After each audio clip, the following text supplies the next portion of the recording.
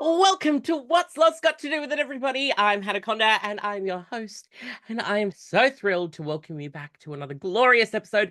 Today, we've got a beautiful special guest that I am so in love with. You know them as Victoria Scone, as I know them as Victoria Scone too. But I've been able to tour with Victoria. I've worked with Victoria many times and I just absolutely love her so much. An absolute legend from RuPaul's Drag Race UK Season 3 and Canada's Drag Race versus World Season 2. So it's a dream to have Victoria in the pod. We discuss actually some really interesting things today on the podcast. We touch on some bad behaviors that we've experienced in the industry. RE promoters and them being little shits, which is actually quite a fascinating thing. And I think there was a hesitation to talk about it initially because we don't want to piss anyone off. We don't want to burn bridges and we understand different circumstances. But fundamentally, if you're going to be working in this industry, you got to make sure you've been doing the right thing because we're just trying to make a living, make people happy. And you're not going to pay your bills, then you need to reconsider what you're doing. But it was a really good conversation, really fabulous, some great advice. And we get to touch on love as well, which is really beautiful. It's a nice, gorgeous conversation that I'm really excited for you to listen to. So thank you again for coming back for another little episode and letting me climb into your ear holes. And I hope you're having an absolutely fabulous week. But we're going to get straight into this episode. So we'll be right back with Victoria Scone.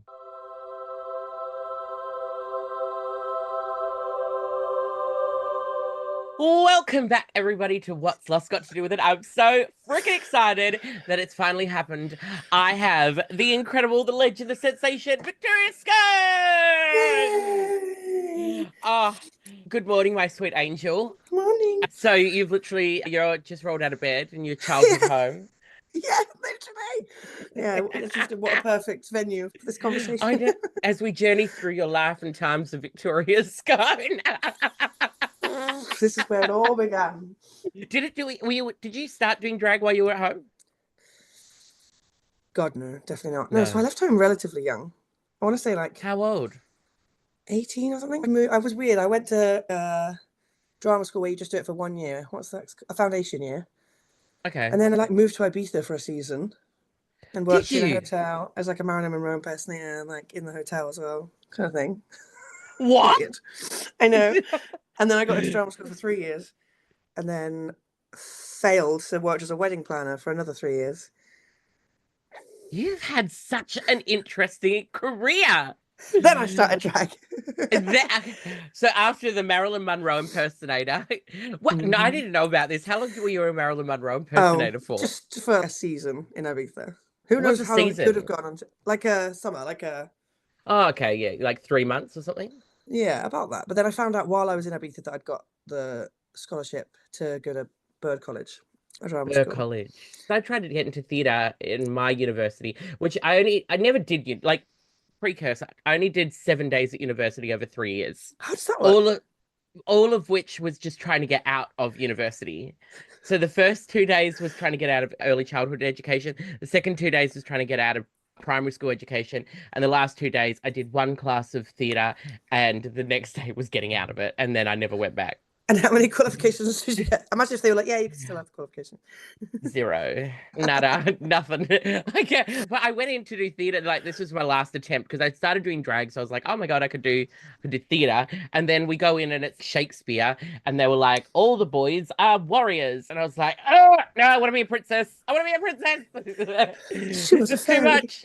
Yeah, she was a fairy. And I fucking flew out of there. But is that like the theatre?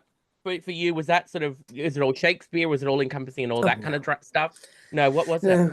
My mum's very much like dance mums, like Abby Lee Miller dance mums. My mum's Oh, very much yeah. She I was love that. far too young, but she was a Benny Hills girl.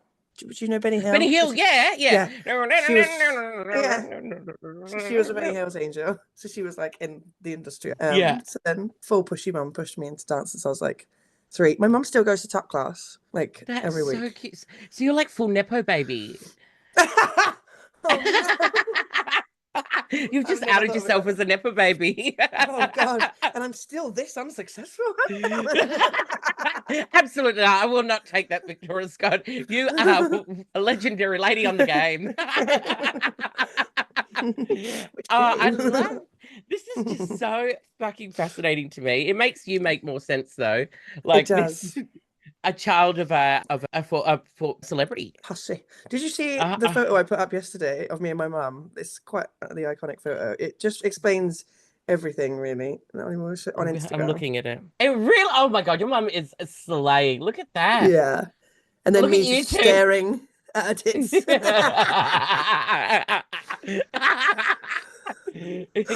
I need to recreate it. We were going to recreate it. It's a sunny day. It's going to happen.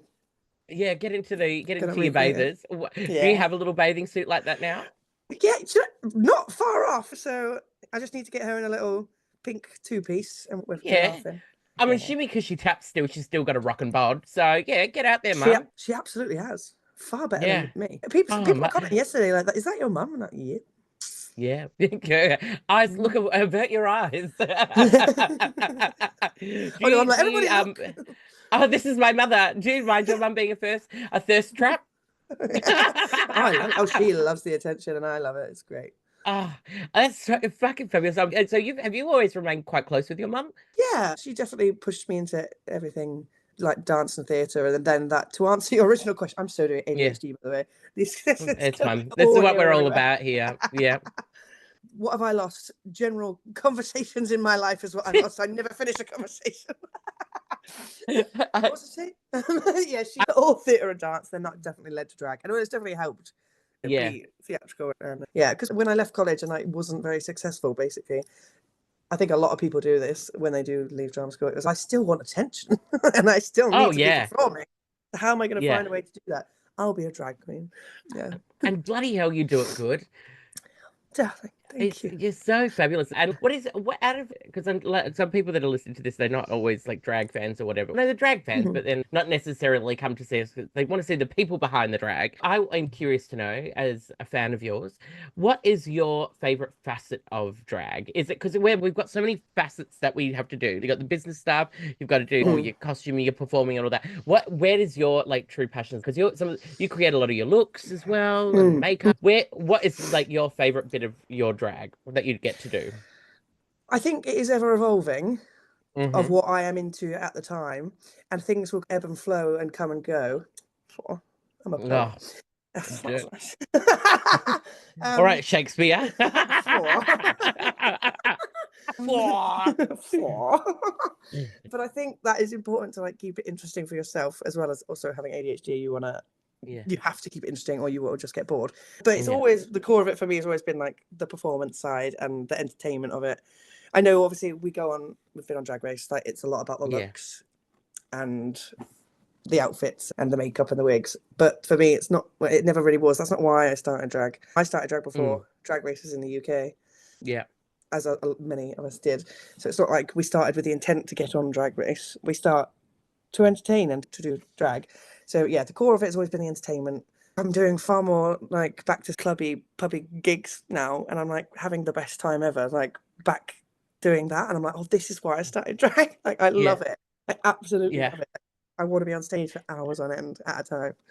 I love it. Yeah, it is interesting because like Drag Race, it highlights so many different parts of drag, but it does focus a lot on the look, obviously, and it's been dominated by the fashion. But like, I'm Mm. too have just started going back into clubs. I've just started doing like a Wednesday night club night again, and like being back in venues, and I've missed it because Yeah, it's our lifeblood. It's just like nice to be able to like get your feelings out there on stage and yeah. you know Spend some energy make and mm. yeah. Yeah, because I also I put on a lot of weight when I'm breaking between tours because I'm not active and I'm not moving and so I get Mm. lazy and lethargic. Yeah, So it's nice yeah. being back on stage. But you're doing your walks now, aren't you? I was doing me running, but then I got hit by a car. Are you running? So Oh, I had that's to right. stop. So I just stopped that for a bit, but I will get back to my running. We caps to 5K. I got Lots hit of by weird things happen in my life. I got hit There's no like better way to say it. I know, just because I remember saying it to you at the drag con, and you're like, "Oh yeah, I got hit by a car." I'm like, what? Oh, Oh are shit! you okay? Yeah, how is your recovery going? You feeling good? Yeah, getting there? Yeah, I'm fine. It's so funny because it's like the other knees. I've got two Two bung knees. busted knees. You've really had a lot of trouble with those knees of I yours. know. You still get out there and you keep on whirling. That's what we love about you. The Keep on resilience. whirling and twirling. Oh, yes. Yeah. I'm like, sure, mate. Yeah. You get, Sure. it's drag, really. Oh, Mhm. I'm great. Remember that? Do you get that reference? No, do you not get the reference? No, what is it? It's one of the queens on, was it season 16? What was her name? The Queen of Flips that used to like do the flips. I can't remember her name. Oh, anyway, but we'll get into that. But I'll tell you this. I want to no, but so this bit, she goes, Ruth, oh, do a Cher impression. She goes, I'm great. Oh dear. It's so bad. But anyway, so you don't watch it anymore.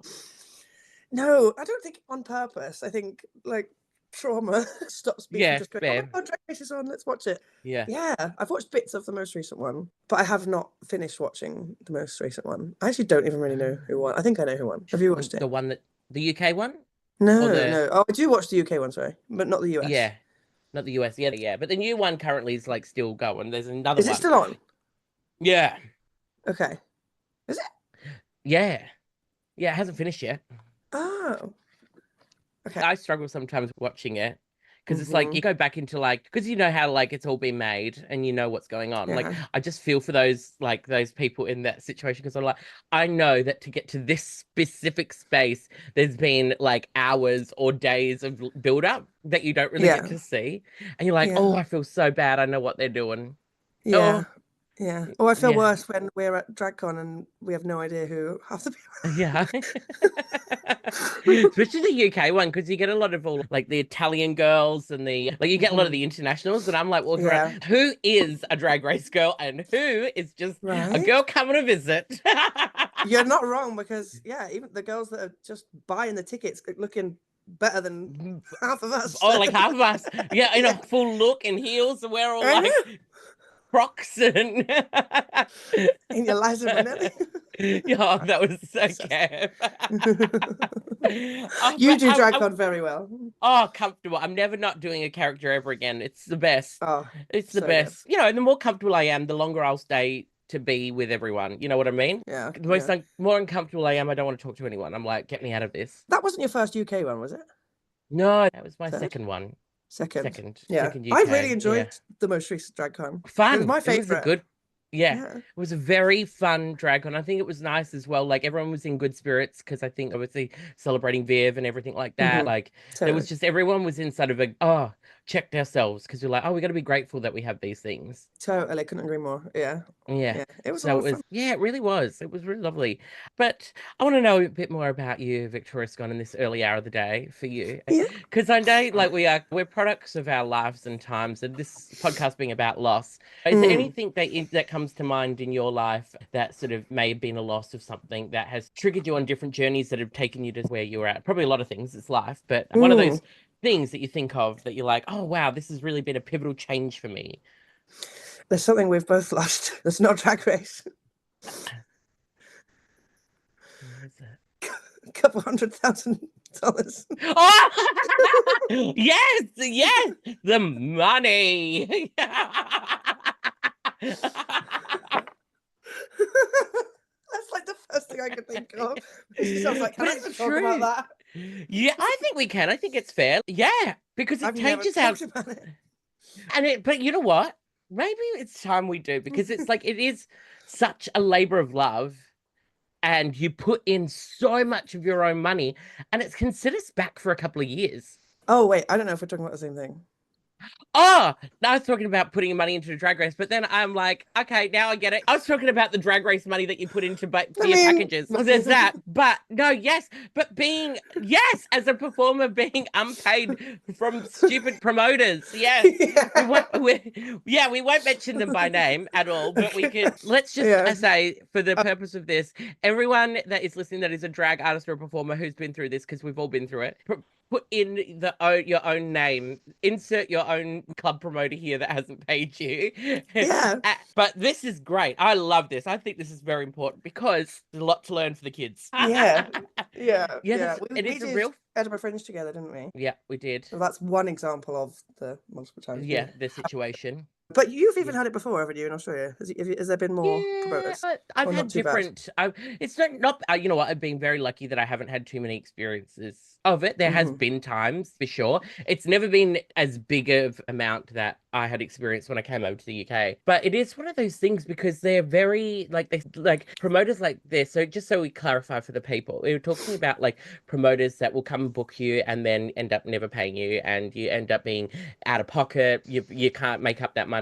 You end up spending money on accommodation or transport Yeah. or travel or whatever, and you never get it back, and you end up just No. it can put you into a financial space of like ruin, which we've Yeah. seen. What did that make you feel like when you started to experience that? It's quite dehumanizing, I feel. It Yeah. was very, and like you put a lot of trust as well. And it's just like a promotion company. You're Mm. almost friends with these people as well. And there is Yeah. a lot of trust and friendship. And yeah, it's very confusing and dehumanizing. You feel, yeah, very used, like a feeling of being like rinsed and used and taken advantage of Mm. and like made to feel like a fool because it's almost like you see it coming a bit because I feel like maybe it's happened before. Or people have tried to warn you or you just feel like a bit of a silly sod. Oh, bugger, Mm. it's happened. You know, oh, it will never happen. And then it totally does. And it's really bad. And it does put you in a real financial difficulty. You're totally right. You've paid out because you've paid for accommodation. Never mind the thousands you've probably spent on costumes and wigs to do those The productions. shows. Yeah, Yeah. the hours of writing, like me and Louis wrote the show together, not the one we did. We did a separate Fringe one called Jam Pack. Yeah. We spent hours writing it and like we documented the writing process on TikTok and like you could literally see us write this show. And then obviously, and not that nothing comes of it, but it's so funny to go, oh yeah, that just like never got paid for. We're just Yeah. completely out of pocket for that. There are totally worse things to happen, but that was Oh, totally for like sure. career devastating at the time. It felt this is the end, and it was almost like, why do you even want to carry on? It was like, why? It was a bit of a pivotal for me. I was like, I've done all these drag races, I've done 2 of them, and now it felt at the time like, what have I got to show for it? It felt really poop. It felt awful, but Yeah. we have to pull ourselves out of it and carry on, of course. We did, and I totally agree. It does make you feel like it doesn't help when you're trying to argue that we should be paid more in certain things Mhm. because it just flattens any sort of self-esteem you have, and Totally. then that feel. I don't know if you felt like because I had when I got back, I had spent my own money to pay Yeah. for certain things that they were like, oh, we'll cover that. Yep. And Yep. then Yep. I'm like, oh, I'm struggling to pay my rent now and I'm stressing. And then they're not replying. And that Mhm. anxiety and that all of that goes on. It's, oh, the sick feeling. Yeah. Yeah. I'm literally feeling it now. Like, Yeah, me too. And yeah. have you, I don't know, because I don't know if I get mad sometimes because I saw a lot of people go, why would you work for them? Why would you do this? I know why I did because I'd heard rumors, but I knew why I worked for them. I went because I Mm. wanted to experience the UK. I thought maybe I will be fine because they paid a deposit. So I was Hmm. like, okay, maybe that's that. But I think the thing that people don't realize at the outside, the manipulation that comes from inside, Yeah. Yeah. they would drip feed you bits to Yeah. keep you going, okay, yeah, it's gonna come. Totally. Totally. And I Yeah, went with them a lot. So it was like lots of different types of events that were getting paid for and had been paid for. I worked with them for years. yeah. And I'm going to be like, to be very brutally honest about I guess, the scene in general, even within the Drag Race girls, there's a lot of pressure to look busy. Mm. Gross. But it's Yeah, totally there. but it's true, Yeah. Not you even know? like to fans, to each other. You Yeah. see your other friend or your sister doing things, and you're like, I want to be busy. I hope people think I look busy. So you desperately want to do it, and you want to work as well.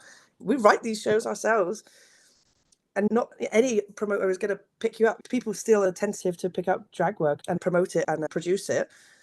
And for me personally, there's always, I think, an underlying sense of imposter syndrome still. I think there always will. Mm. I know I love drag. I'm good at what I do and I'm good at drag, but there's still always like a sense of I've got to prove myself just a little bit more. I think it's, Mm.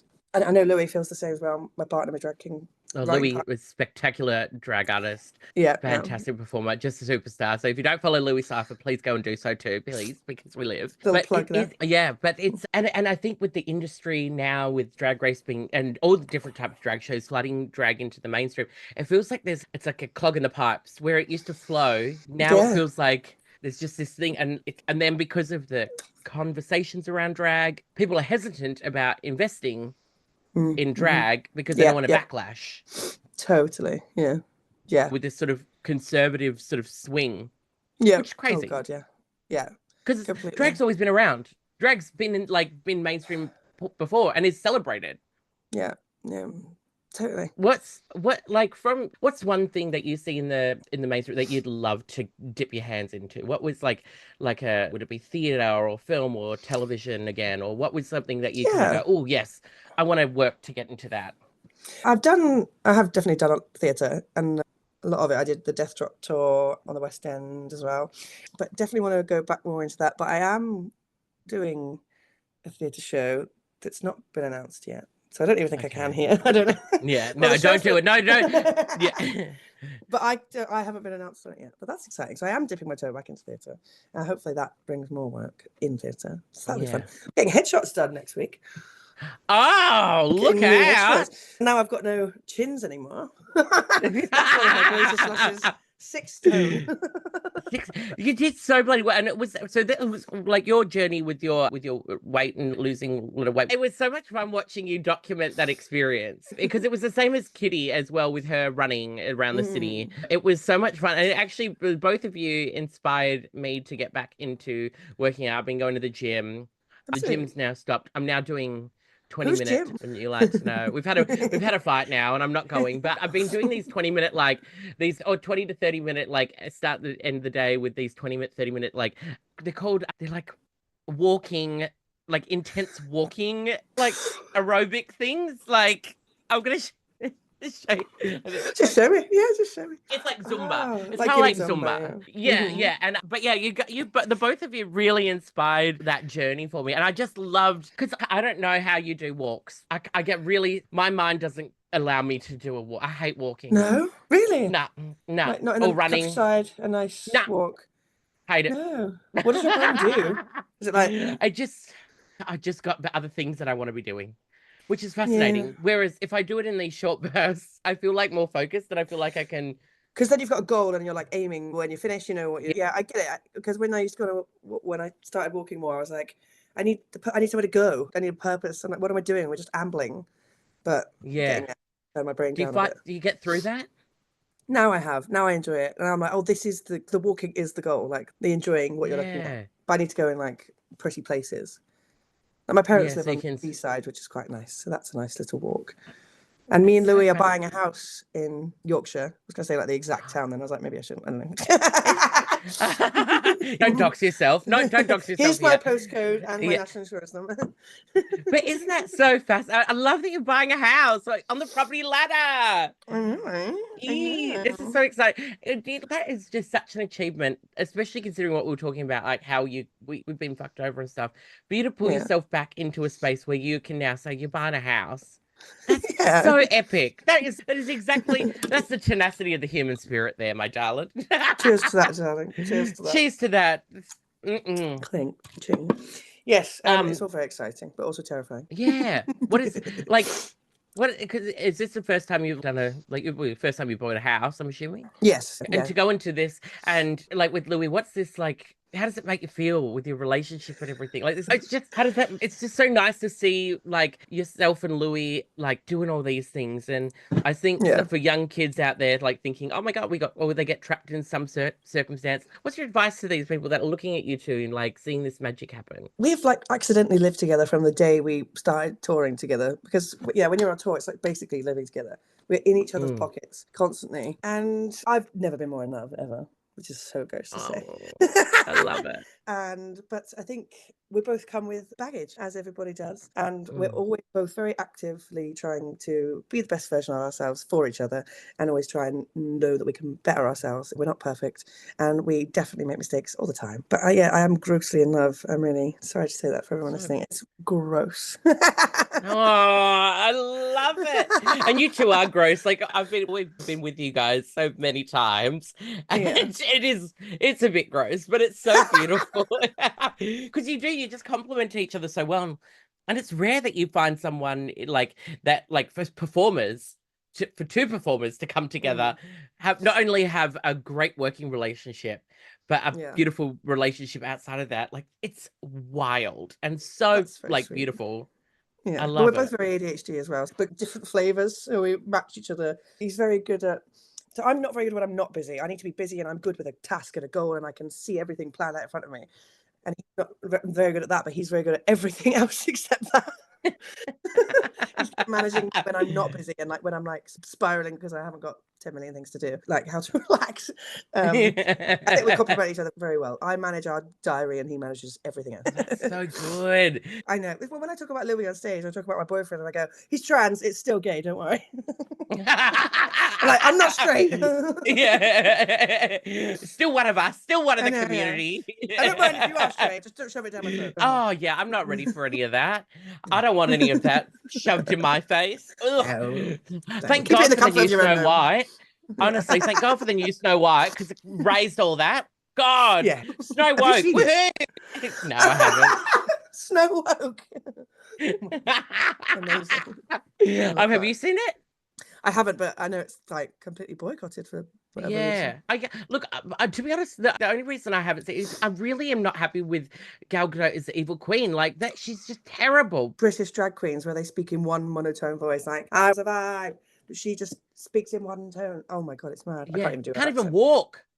Can't even walk. I watched a couple of scenes on TikTok and I was like, you can't even walk, bitch. Have you seen the video of her with the worst acting scenes? It's just, enough champagne to fill the Nile. Literally, see, that's what I mean. One monotone note. Awful. But does it drives me mad as someone who feels like I work hard in the entertainment industry, but yet we will never ever be able to be a Gal Gadot because why we do drag or we're queers. Yes. But how did she get where she is? Is she not a model? That's the most misogynistic thing I've ever done. Yeah, don't you shame women? Cancel me. Not me. Slut shaming. Oh, hey, look, no, She's got to have there's something going on. It really confuses me. Must be a Nepo baby. Like, takes one to know one. Shoe fits if the shoe fits.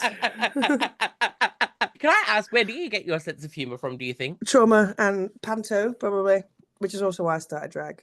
You're panto in Australia, right? Yeah. No, not really. So. Oh, maybe. No, we've got panto's not really a big thing in Australia. There's this woman called Bonnie Lithgow, and she tried to do the panto thing, but never really took like it does in the UK. That's my goal. I want to do a panto. I'm really keen to do a you'd be so amazing in a panto. I'm ready. Coded. Yeah. Panto planners. Let's put it into the pull me in. I want to be in a panto. But yeah, that's it. Traumas. Yeah, I think because I'm always fascinated by where we pull our sense of humor from. Because sometimes you've got a very similar sense of humor to me, and that's why I think it's very dark-sided and twisted. Is that the kind of comedy you like to do as well? Very much so.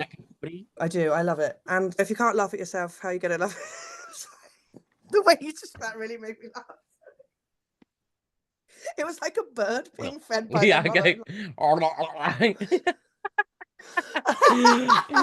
parrot on your shoulder. It's not a parrot, it's a snake. Oh, sorry. It's a snake. Don't you erase my snakes?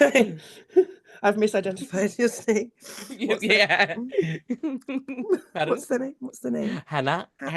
Oh. Yeah, it's Anaconda. That makes sense. It's rhinestoned by my beautiful friends Blobs with Knobs. That's sweet. It's very well rhinestoned. It is actually. It's good stuff. If you can't laugh at yourself, how are you going to laugh at anyone else? That's my kind of humour as well. Which is so funny because everyone thinks I am snow woke, hate the whole fish terminology thing. And I'm this terribly offended woman all the time. But really, I'm crude as hell and I'm the first person to laugh at myself. Yeah. And that is how my legacy. Yeah, you are now. We can have those conversations and you can stand for something. Because in the way that you brought it up, I think it was actually important for people to be a bit more aware rather than it's not you're like slamming it completely. Where were you? Would you say you were? No, it's quite funny. When I watch it back, and if anyone like has, I'm very just so you know, this means that and could be a Can you like imagine the arguments that have happened in the workroom in the history of Drag Race? Yeah. I could have been so rude. I could have really kicked off and had to apologize but really I just was like, oh, just so you know. Just a matter of fact. And it was more an educational point of view. It wasn't like, I don't want you to say this. Never say this again. It got taken out of context. Like, not context, but taken out of like the realm of actual just... We just have people... Yeah. which is It's so funny. wild. It is a bit like, oh, a woman's got an opinion, so oh, this angry woman. That's what it felt like at the time, anyway. Because I'm pretty surprised that you had it. Like, you're not meant to. You're what meant an to be silent. Exactly. Yeah, no. Totally. Yeah. I'm the first one to say, who let these women in queer spaces, honestly? I'm assuming, like, being a woman coming up in the queer spaces and stuff like that, there's been times, obviously, you felt isolated, I'm assuming, or have you never really experienced that? Yeah, What's it's a your little bit of feeling? the like imposter syndrome thing again. Yeah. Yes, definitely.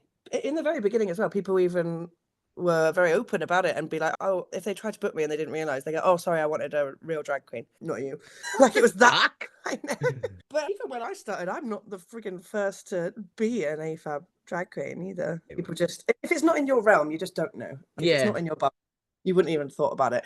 Even when I was announced on Drag Race, total like confusion and initial bit of backlash, but I signed up for that, so it's not I loved that. That's why I had it, so I could have these kind of conversations about it at the time. And now more AFAB people have gone on to do the show, but not, I would dare to say, not enough. There's not been another AFAB as far as I know on UK. No, and it needs to happen. It just drives me wild because, like, I grew up with, when I started drag, before Drag Race and everything, there was women doing drag, there was lesbians doing drag, and all of it's just, it was just never a thing. You'd never, I'm never going at the book and a show being all, what do you got down there? Exactly, like is the show going to be okay? Because there's that down there.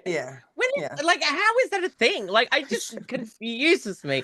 For a community meant to be just embracing the freakness of us all, but to get so judgy drives me wild. I was like, that's not what we're about. Also, the whole, there's supposed to be a transformation. I look like a truck driver out of drag. To be honest, you probably put more makeup on than half of us. Come on! Literally. But even then, I'm like, it's not even just the transformation, it's the entertainment.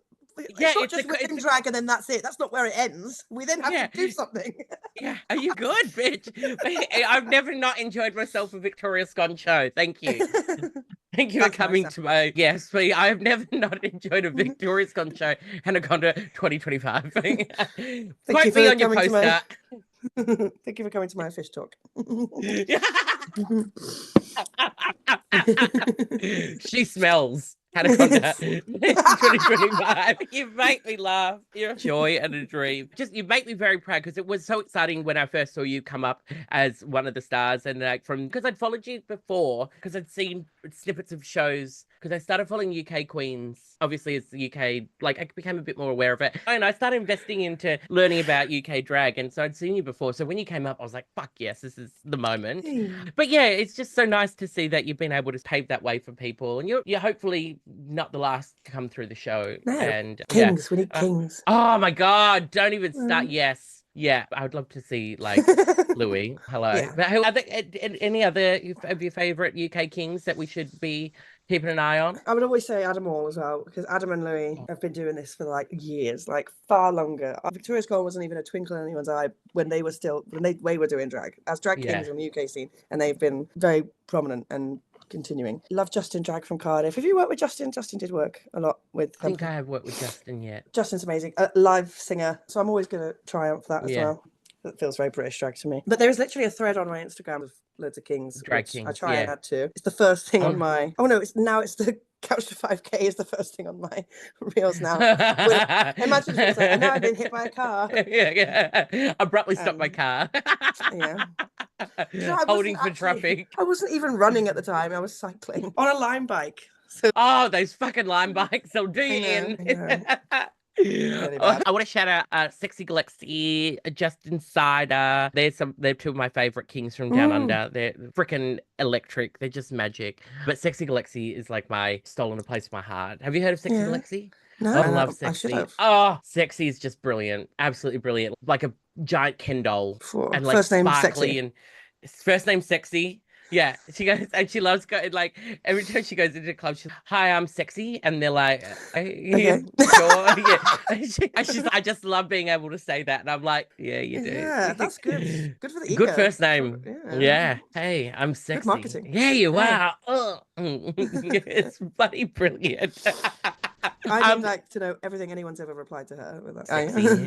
Sexy. Honestly, there's so many scenarios that it works so well. Honestly, so go and follow Sexy Galaxy. I tell you, I go and look at Victoria's little socials for the kings.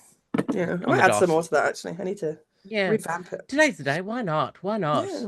But I just want to tell you again, I just love you. You're an absolute dream and just proud of watching you and everything. But Love as we're you. coming to the, thank you. But as we're coming to the end of our time, I've started now finishing up with one question that sort of to tie it all back in together. And you've touched on the thing with the money with the promoters and stuff like that. And you can tie it into there, but this could be just general, whatever you feel. But from all of the things that you've lost or the losses you've experienced in life, what is the thing that you've found? And what are what are the things that you found and the lesson that you've learned from that? That's a nice question. Yeah. Oh, you soppy bastard. Yeah. Oh no. I feel like maybe everyone says the same. I don't know. But the first thing that came to my head was like sense of community, I guess, with doing drag and just being a queer person. Like you really find your chosen family. But it is true. That is like the one thing, many things, but the main thing RuPaul is friggin' right on. Yeah. But it's about the family, chosen family. It is. It's very important who you surround yourself with, and it can literally affect your entire life, your support system. And like me and Louis are moving house at the moment, but the house isn't ready yet. But we had to move out of London, but we travel a lot for London, and like it does show who's there for you, like who will, when we need to come back, we need to stay with friends every now and then. I'm feeling very grateful at the moment, and because this is it's a tricky time right now, but it's all gonna be worth it in the end, and you can't wait to give it back. And I want to be older, and not be older, but I can't wait to get older and have friends that I've had for literal years. And yeah, I'm excited for the future. Melts my heart. That's beautiful. We haven't had that. That's a new one. I like that. Yeah, that's beautiful. And it's exactly what we're about. Good. I'm feeling soppy at the moment. Good. I love that. Is it that time of month? Yeah. You make me so happy. I'm just thrilled. Victoria Scone, thank you for being with me on the pod today, and thank you for sharing a bit of your story. And where can the kids find you? Obviously, I know, but they probably all know. But if they don't, where can they find you? Where do you want to direct them? Probably Instagram, really. I'm so bad at everything else. At Victoria Scone, or if you don't like me, at Laura Gittini. Oh, on that note, Victoria Scone, it's been an absolute dream and an absolute pleasure, and I cannot wait to come and make memories in your new house very soon. Yes! Oh my God, I would love that. Oh, please. And if you are drinking tonight, don't forget your car. Yeah, good. Oh, wise words. Put that on there. I love that one. Yeah. If you're drinking and driving tonight, make sure you got a car. Woohoo! You can't walk. God, why would you? Dangerous. Just don't hit Victoria. Not again. Everybody will be back after this. But Victoria Scott, I love you. We'll be back very soon.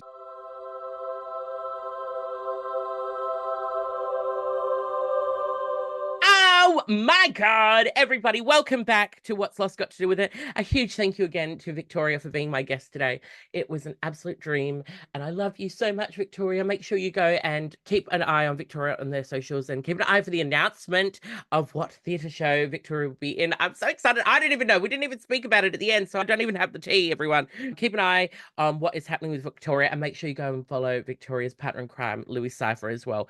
We absolutely live. But welcome to the segment that I like to call Healing Hands, because I have healing hands. I did a certificate one in Reiki, which means I can heal people with my magical hands. And technically I can't do it from afar because that's certificate 2, but I'm just pretending that I can. I feel like I'm a wise little old lady, but I have asked people on the social medias, keep an eye out for, go follow me, Hanaconda Official on Instagram and TikTok. I put up a little story and you could have your question asked live here on the pod, but I have popped up a little story. I'm excited for these ones. So this comes from an anonymous listener, and they ask, how do I build a better relationship with my dad? I think there's a lot of factors that go into relationships. I'm going to talk about parents and family members and people in your life that you revere as a parental figure in your life. To build better relationships with them, I want to encourage you to have positive conversations as best as you can, even when sometimes they are probably saying the wrong thing, or they're trying to figure things out, because they're just like people like us. I learnt from a situation that happened in my own life with my grandparents, is that I was so scared about telling them that I did drag that I actually made the decision that they were going to be upset about me doing drag for them, which was not the case. And I just never gave them the opportunity to be in my world and in that space. Yet they wanted to be. When I told them, they were upset that they were denied that. And it all came out of the fear that I had because I didn't want to upset them or hurt them.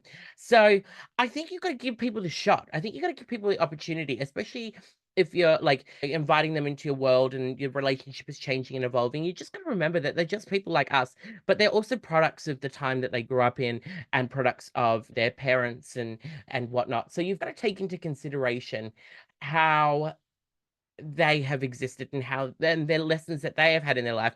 And sometimes, especially as queer kids, or I don't know, I'm just talking from my experience as a queer kid, but because we bring into their world something that they're probably not used to and they're probably not experienced much of. So their only understanding of it is what they see on TV and see in the news or whatever, which is sometimes quite negative, or you. I think this is where we got to communicate a little bit more, share stories, share ideas, and let them come to terms with things in their own time, and allow them the chance to shift their mentality and shift their ideas of things. Because I think if you hold them to this one thing and not let them change their mind, then what's the point of even trying? We may as well just stop.